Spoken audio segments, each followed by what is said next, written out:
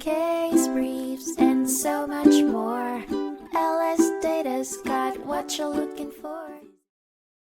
In 1851, the Supreme Court of the United States heard the case of Propeller Genesee Chief v. Fitzhugh.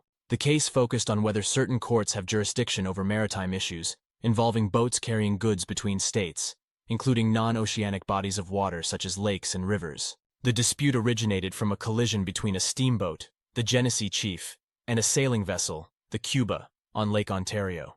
The owners of the Cuba accused the master and owners of the Genesee Chief of negligence, claiming that the collision caused significant damage to their vessel. The case was brought under the Act of February 26, 1845, which had extended the jurisdiction of district courts to certain cases upon lakes and navigable waters connecting them. Despite questions about the constitutionality of the act, the court ruled in favor of the Cuba's owners and found the Genesee Chief's crew negligent. The Supreme Court ultimately held that admiralty jurisdiction extended to certain lakes and navigable waters, not just tidewater. The court also determined that Congress had the authority to regulate admiralty jurisdiction. In conclusion, the court found the Genesee Chief's crew negligent in causing the collision, and the challenger was ordered to pay costs and damages with an annual interest rate of 6%.